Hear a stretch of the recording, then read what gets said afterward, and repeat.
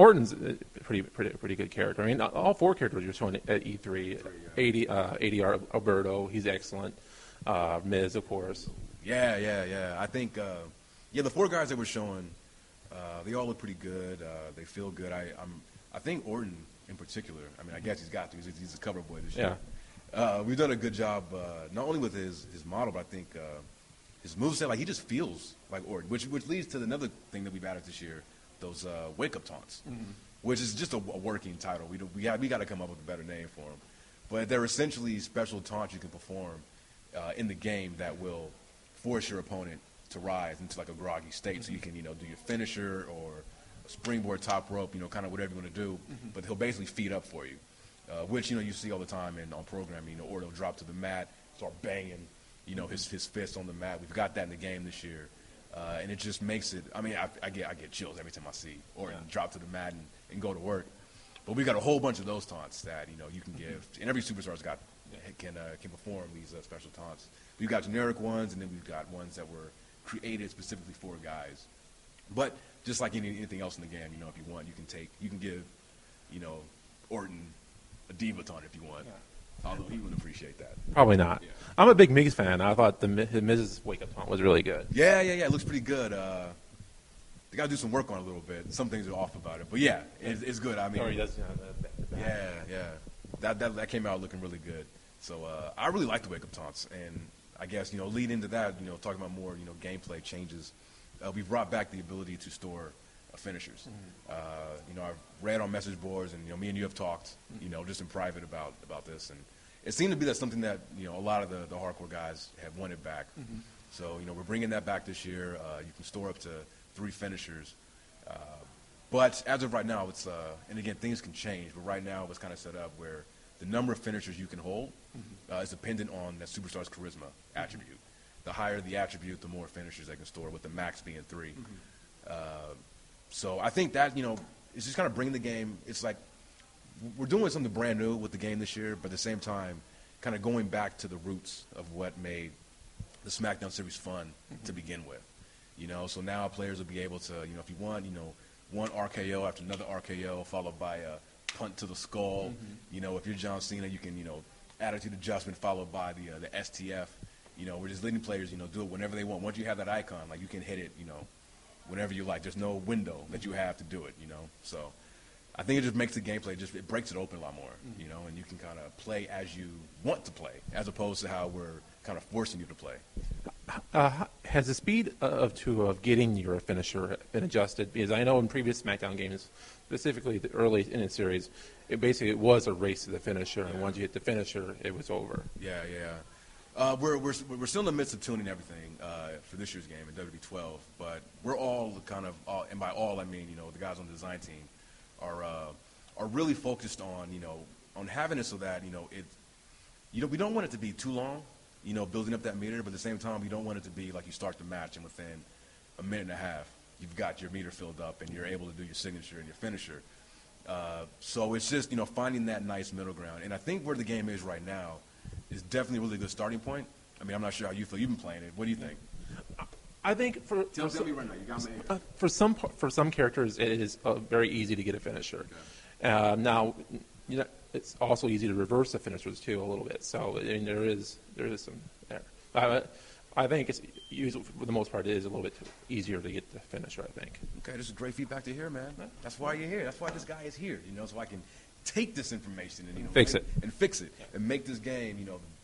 I'm not even gonna say try to be the best that it can be. I mean, I don't want to blow too much smoke up anybody's ass. I think sometimes I might get a little overzealous, and then people, kind of big it up to this, and then by the time they get it, it's like, oh, okay, yeah. I do that sometimes. I just get excited. I mean, I'm happy about the games, and I want you guys to be too. I just want to, kind of temper expectations. It's gonna be a good game, but just, try not to think that we're giving you 3 years worth of content in the 11 months. 10 months, 10 months or 11 months you get. Talk about some of the new. Is there any new match types this year?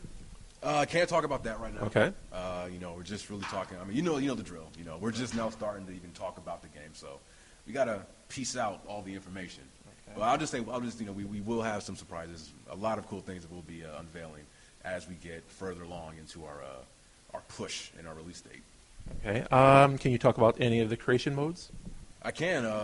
We've got, like I said, I mentioned earlier, we've got some new ones that will be debuting. Can't say what those are, but all the creation modes that we've had in the past, of course, back Creator Superstar.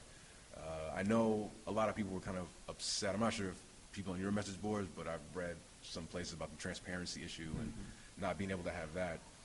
That's back. I confirmed that it was yesterday. I booted up a build and just to make sure, because I knew you guys were coming. Yeah. So anybody who was upset about the lack of transparency on tattoos or whatnot, fear not, that stuff's back in the game. New parts, of course, for Creator Superstar. Credit entrance, all that stuff that you would expect is back. Leading back to the whole bigger aspect of our game. How about Superstar Threads? Have there been any improvements to that? There have been some improvements to Superstar Threads. Can't really talk too much about it without spoiling roster stuff, but yeah, there's been some cool things. But again, I'm not gonna say it's fundamentally radically different. More options, maybe. There will be a couple more options. Okay. Like I said, for our create modes, we're definitely saving the best for those new modes that we're debuting. And by best, I mean you'll see the most amount of, obviously new content because they're new. But that was our emphasis this year,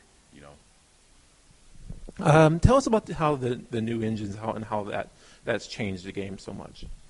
Yeah, well, new engine, new technology is how I like. New technology. It's how I like to describe it because people hear new engine, they think and they expect something completely radically different, and we're bringing it different. But I mean, you had mentioned it yesterday when we were all talking about how on the surface, of course, the game looks better, but it doesn't look radically different. But once you play it and once you see it in action, I think that's the true test, and that's how you can get a sense of like, wow, this is a lot more fluid, a lot more responsive. And our new tech that's powering the game this year is definitely helping that. The biggest change is that I think players will notice when they're actually playing it has to do with the animation blending. Things just kind of the action just blends a lot smoother together, and we've made a concentrated effort to eliminate, not mitigate, but eliminate a lot of the warping and character popping that occurs in the ring. So, like for example, John, seeing as that Knuckle Shuffle. Knuckle Shuffle, yeah. How before you could be in the corner, trigger it, and your moves, both you and the defender, are warped into the middle of the ring. Like this year, we drew a line in the sand, and we said no more of this. So I think when you play the game, I think it's one of those things, like a subtle change when you're playing it, but you do pick up on the fact that like, wow, like this just looks so much more fluid and realistic, and that has a lot to do with it. So like I said, I mean, the game looks beautiful. We got new cameras, new presentation to go along with it. But the true test is just getting that control in your hand and just playing it for yourself. I mean, that's what I think personally. So why the change from the right analog stick to the face buttons? Again, going back to our old kind of taking it back to its essence. We want to make the game more accessible, but at the same time not dumb it down or take away any functionalities that we've given in the past. We just looked at it collectively and we thought, it's like, yes, we've had the analog stick for the grappling for the past however many years, and it's worked. But at the same time, it's not the most intuitive control scheme and I know probably the hardcore guys don't want to hear this for the newbies, but the thing is, we feel our games are fun, and we want the most amount of people to be able to, try out our games, whether they're, WWE fans, wrestling fans who have never played our game, or maybe have played in the past and have thought that, for whatever reason, it just got too kind of complicated. We wanted to just say, no, if you like wrestling, if you are a WWE fan, a ROH fan, a fan of sports entertainment, of wrestling, please come. Give us a try. All of our main controls and actions are on the face buttons this year. I think it's just natural. Anybody who picks up a game for the first time, the first thing they do is start pressing those face buttons. I mean, I do it with any new game that I play. So I think that just makes the game that much more easier to just pick up and play and know that my grapples are on the A, my strikes are on the X, my Irish whip's on the B. And then not to say we don't use the right stick anymore. We still do. It's just not for grappling. You've been playing the game. Right now, the right stick's used for repositioning your opponent. Like if you're chain hold, you can flick it to go to another position. Use to pick guys up, turn them around. So left stick for navigation, right stick for opponent repositioning. Could that change before the final game, or is that pretty much set? I think it's pretty much set, but I mean, you know, we've been focus testing it, and you know, I mean, we'll see. But I think for right now, like a lot of people seem to be enjoying it, the change. So I think it's probably going to stick around.